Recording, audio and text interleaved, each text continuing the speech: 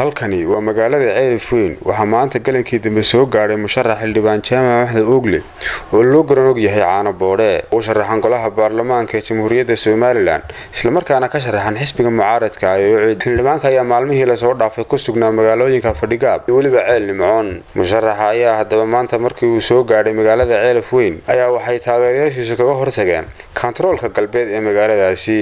iyagoo lulaya astaanta musharaxa iyo waliba caleemo qoyan waxaana lagu soo wareejiyay sharaacada waaweyn ee magaalada Ceelif Weyn waxaana ugu dambeyntii loo soo galbiyay xafiiska uu ku leeyahay magaaladaasi waxaana halkaasi ka hadlay isla markaana sheegay inay codkooda la garab taagan yihiin mas'uuliyiin isugu jira waxgarad haween iyo waliba culimaadudiin inta kadib xildhibaan Jaamac Axmed Ogle hadda runtii moodaa wuxuu yiri ninkii sadaqadan cunid doono soosaankan ka gartaa waxaad moodaa waxaanu inay mina laayihiin waayo waxa laga arkaa populationka sida uu xiisaynayo marka ilaahay fadligiis waanu anaguna waa ku soo dhaweynaynaa waanu ugu ducaynaynaa ilaahay ku taaso shada soo dhaweysay xildhibaanka Jaamac Axmed Ogle shacabka faraha badan taageerayaashan dhammaantood waan salaamayaa waxaynu maanta soo dhaweynay xildhibaankii ugu saamaynta weynaa inta inooga sharaxan golayaasha wakiilada xisbi kastaba ka sharaxnaadeen xildhibaanka aadka looga yaqaan deegaankan iyo gobolka Sanaagba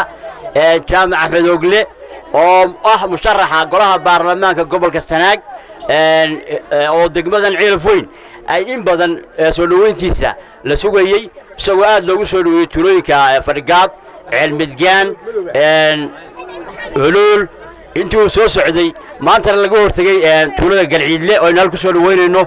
waxaan u rajaynaynaa inuu ku soo bixi doono doorashada soo socota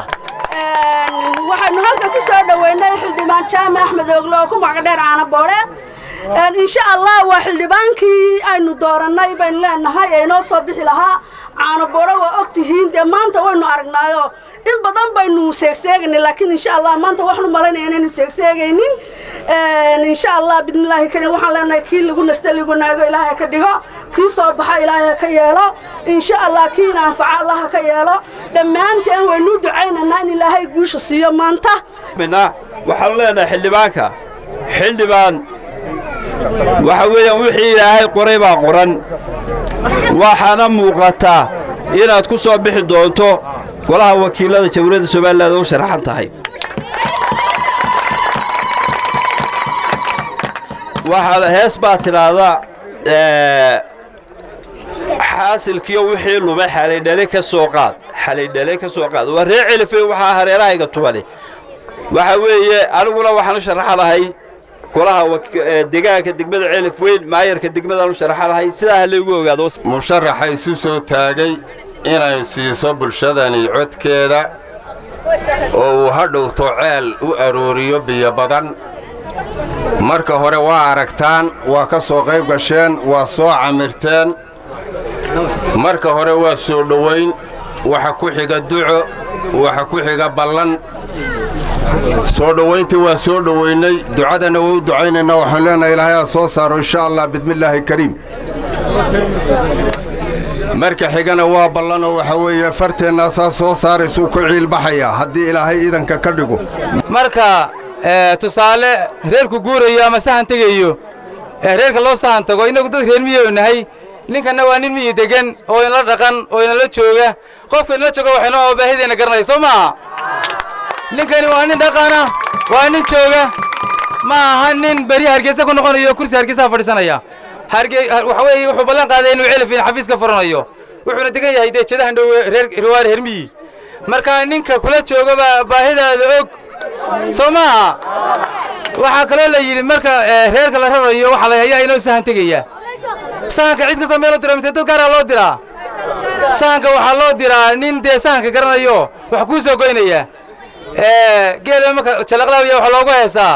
ceelalyada hore ciidan adag cid ma kula hayd waa ciidan adag ma dirna reer Ceelif Weynow ceelalyada hore ciidan adag cid ma kula hayd waa cid ma ku yeelana golaha wakiilada inoo matasha dawcada caano boode geesta kale waxaa halkaasi ka hadlay isla markaana u mahadceliyay taageerayaashiisa xildhibaan jaamac axmed oogle waxaana hadalkiisii ka mid ahaa maan dadweynaha halkan reer Cilifeen isugu yimi sida maamuuska iyo sharafta la soo dhaweeyay aad iyo aad baan idinka mahadnaqayaa ilaahay idinka jisaay mariyo wayga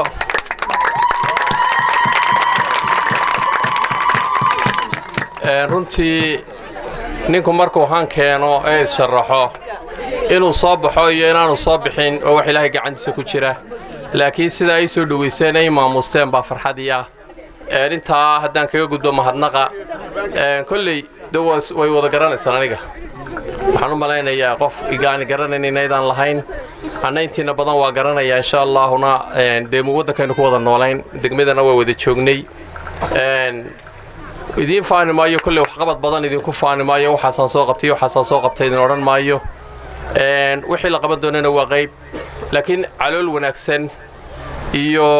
niyad wanaagsan baan hayaa oo ah inaan wax ka bedeli karo waxay hore uga cabanayseen inaan idin hadli karo inaan golayaasha idin tagi karo inaan isku xidhi karo idinka iyo dawladda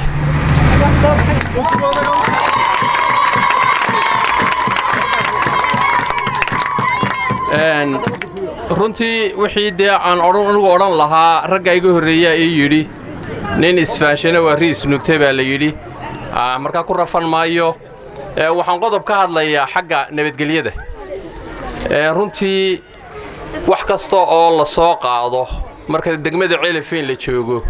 waxa ugu importansan hadeer waa nabadgelyada alxamdulillah ilaahay nabadgelyo hadayna siiyay way alxamdulillah waxoogaa waynu nasannay cadaab baynu soo maray abaar iyo bay sukan galay colaad waa garanaysaan laakiin waxaad moodaa hadeer inaynu nasannay ilaahayna waxaan ka baryayaa insha Allah inuu nabadda inoogu sii wado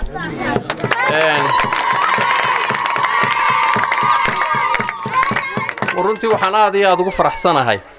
oo damiirkayga iyo shucuurteedaba kicinaysa maanta in dadka halkan igu soo dhaweynaya aanu ahayn beel qura ee uu yahay beelaha Cilifeen degan oo dhan kolley sharaf iyo karaamo gaarabay iyo xiisay samaynaysaa